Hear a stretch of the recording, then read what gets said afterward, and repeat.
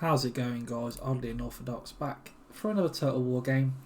Another game on the Wood Elves. I did say I wanted to try the Twilight sisters out, so I thought I'd get into a game and give them a crack, see if I enjoyed them. I went a bit more cavalry heavy this game because I just thought I'd give it a go. I've not really used the Stag Knights. I'm not really sure if they're good, but luckily I thought, you know what, I'll give them a go anyway, see what happens. So the fun of this game is you can just think, oh, that unit looks decent, let's chuck that in and see how it does. So it's a 2v2. I've got a Dwarven ally and we're against a Dark Elf and a Vampire Coast. So you can see my ally went a real weird starting formation. That was painful. That he had no infantry on top of his cannons. They were really far forward. I'm guessing he didn't expect the Dark Elf to be up that fast. But yeah, a bit of a weird one, especially putting all of his sort of infantry here. He could have charged them up, but they just haven't really done anything. So a real big misplay by my ally. I do notice that my enemy leaves his deck gunners at the back. Obviously I don't see the Mongols till afterwards, but I do sacrifice one squad of Wild Riders to take the Mongol charge, take the Sirens, so I can slip round with the Stags, because I don't really want to allow the deck gunners to set up and start shooting. So we'll rush them nice and quickly, move the infantry up. I haven't even told you what I brought in my army. I brought triple Waystalker, the Sisters of Twilight on their dragon. I can never remember the name of it. I ain't even going to Siefenhaar?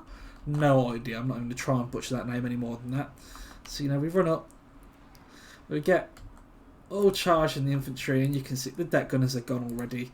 The Wild Riders and the Stag Knights have just ran in there and wrecked up shop, which is always nice to see. The Mongols, I did send over some spearmen just to sort of help deal with the Mongols.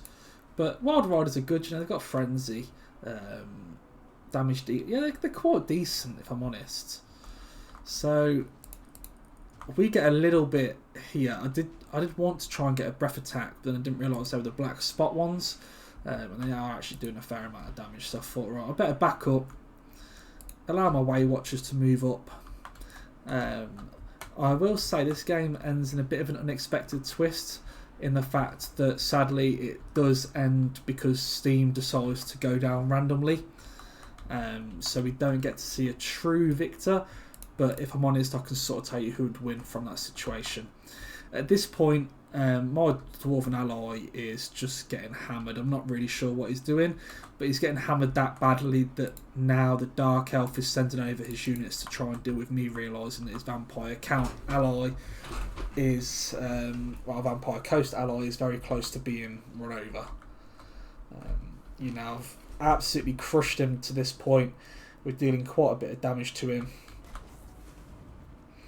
And we're at the point now where, I'm looking ready to take over and sort of shut down Queen Bess, ideally. I mean, Queen Bess has already got 2,000 value, so she's done a hell of a lot of work already. Look how much ammunition she's got left. That's how devastating she is if she just gets left. There's still another 12 shots in there. I'm dealing decent damage, trying to take out the chariots because they are going to do a fair amount of damage to my lord. So I managed to move the squads around. We're putting the Waystalker fire into the Rotten Prometheans, and to be fair, they're dying off. The Waystalkers, one of the best archer units in this game easily. So they're just absolutely pepper units. The biggest recommendation I can give is, obviously I know he's got Queen Bess, so I do try and keep my squads moving, because obviously Way Watchers can fire while moving. But I know we need to shut down this Queen Bess, but the Dark Elf player is reacting quite nicely and bringing his forces over. So the cavalry comes round, and I'll send the spearmen up just to pull the Rotten Prometheans into combat. He can drop us someone of pirate deckhand mobs, but it's fine. We'll run the dryads up.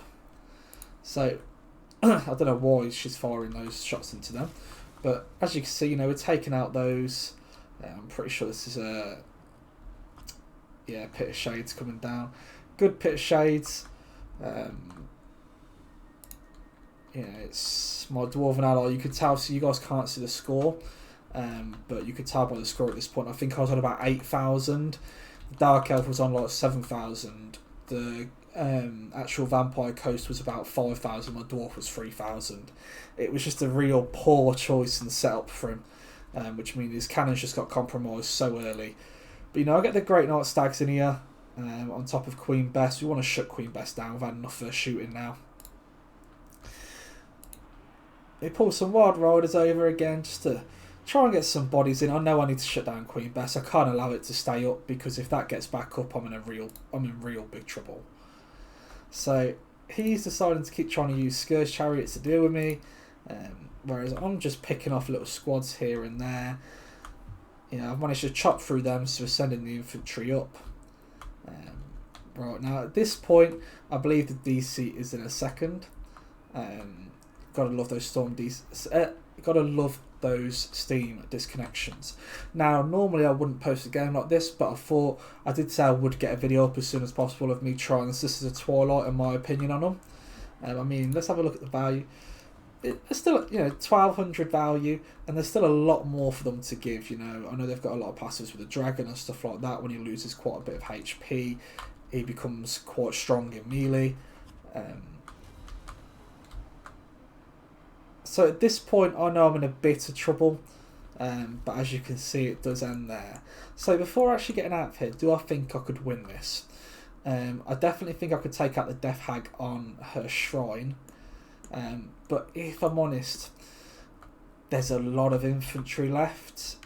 The Dark Elf managed to come out pretty well unscathed. Still quite a bit of range left. There's a little bit of Dwarven resistance fighting them off, but